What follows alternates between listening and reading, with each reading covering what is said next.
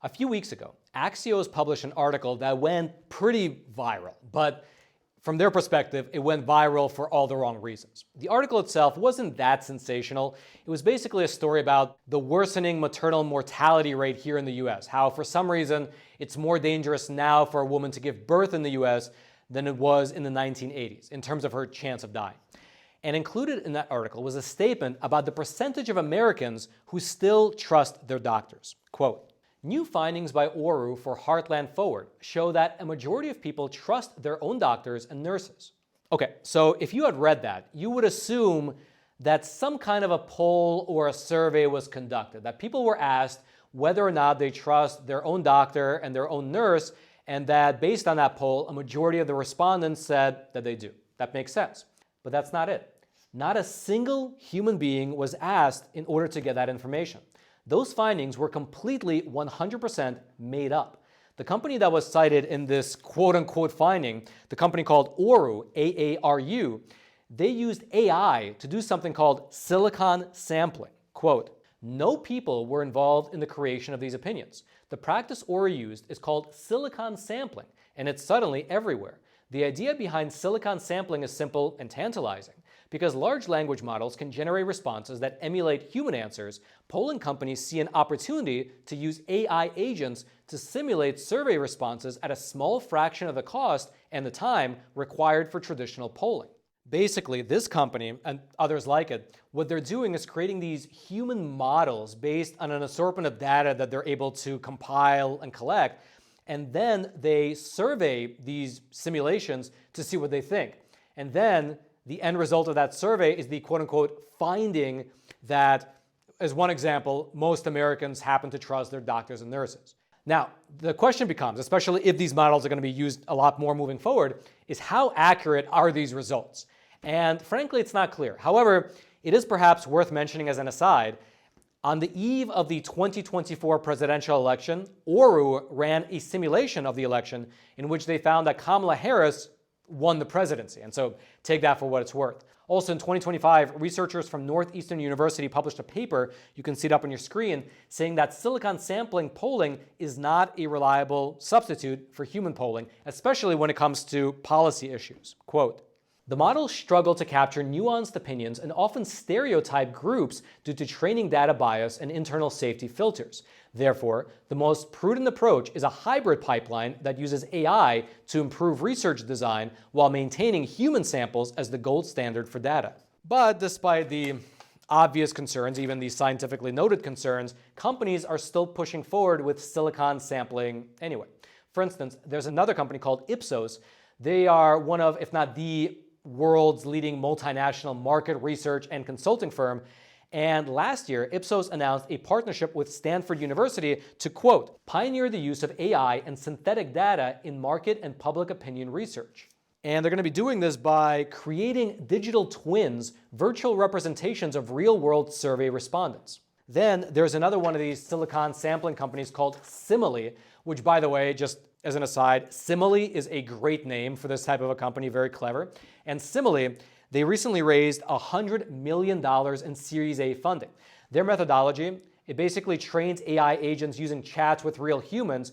The AI agents, they then, once they have all that data from the chat, they create a digital twin of those humans, which can then be used for polling purposes.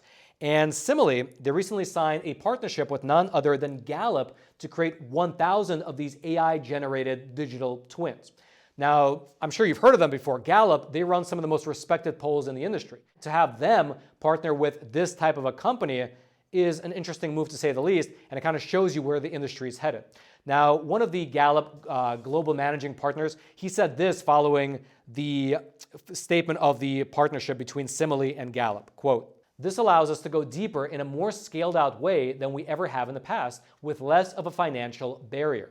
And the financial barrier that he mentioned here is a very real thing. The market insights sector as a whole, it's a $150 billion industry that relies very heavily on just human-intensive methods. A lot of phone calls, a lot of emails, a lot of text messages, a lot of follow-ups, even just a lot of people literally physically canvassing neighborhoods. For every single poll that you see somewhere reported on the news, thousands of people might have been asked, which all takes time and money to do so. Even with the companies like Gallup that have the methodology really dialed in with surveys and using things like online polls and everything is streamlined, it might still cost them anywhere between $20 to all the way up to $100 per respondent. That's the industry average, depending on a few factors. But here's the selling point. What if instead they could just use these AI synthesized personalities based on their target demographic? That might take, 20 cents per respondent, maybe even less. And that difference in cost could theoretically just become pure profit. Although probably the cost of such polls would naturally decrease over time.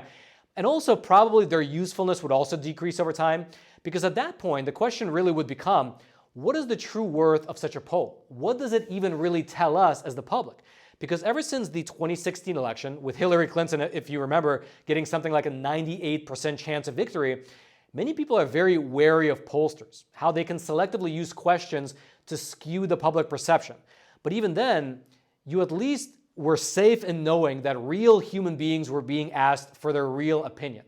Maybe the questions were biased or misleading, or maybe a certain subsect of the population chose not to answer or were never even asked, but at least as a consumer of the news, you at least knew that a real human being was being asked. So you could kind of, at the very least, add that poll result to your overall perception of the public sentiment.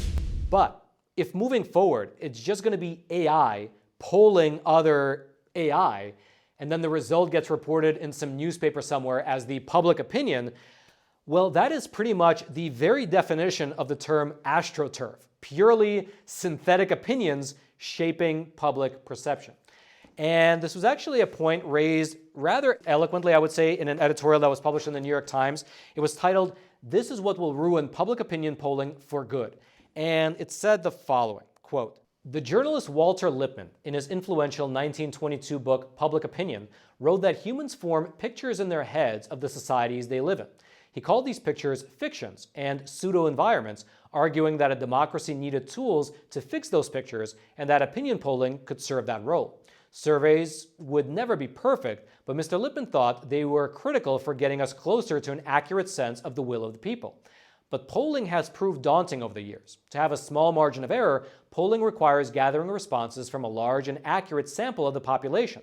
Phone polling has become exponentially harder, web polling is too uncertain, silicon sampling removes the messy, costly part of asking people what they think. But this undermines the very idea of the opinion poll. Public opinion is used to guide policy, politics, and social science, and it has value only insofar as it summarizes the beliefs and opinions of actual humans. Using simulations of human opinions in place of the real thing will only worsen our broken information ecosystem and sow distrust. We should not turn to an artificial society to try to understand our real one." And so, there you have it. If you'd like to go deeper into anything that we discussed in today's episode regarding the future and the rise of silicon sampling, I will throw several interesting articles and analyses pieces down into the description box below. And then, speaking, I guess, of directing the public perception in one way or another using AstroTurf, I will quickly mention that we here at the Epoch Times recently published a phenomenal documentary called Truth Under Fire, where we not only went through Charlie Kirk's life and legacy, but also we connected the dots and traced back the origins of the extremist labels that were imposed upon him, as well as the process of those labels basically spiraling out of control and putting Charlie in the crosshairs. Which, by the way, is more relevant now than ever. I mean, you saw what happened last weekend with the president and his cabinet members who were at the DC National Correspondents' Dinner. Those narratives kind of usurping people's minds, that's still well and good. And in that documentary, we basically take the case study of Charlie Kirk and we unpack the giant machine that was used and mobilized to label Charlie as a dangerous extremist. How they tarred and feathered him publicly, how they branded him as a right-wing threat to the very fabric of our society. And we show how this was not organic, how it was basically a step-by-step campaign to dehumanize him, and how unfortunately it worked, but in the process it at the very least woke up millions of people to these tactics. And so yeah, check it out. It's a great documentary. It's very good to read in light of what happened last weekend, and also I guess with the rise of silicon sampling as the ultimate AstroTurf. So check it out. It's a great doc, and the link to it will be right there at the top of the description box below. Just click on that link. It'll take you over to Epic TV, our awesome no-censorship video platform, where you can watch the documentary right there, right now. And then until next time, I'm your host, Roman from the Epic Times. Stay informed, and most importantly, stay free.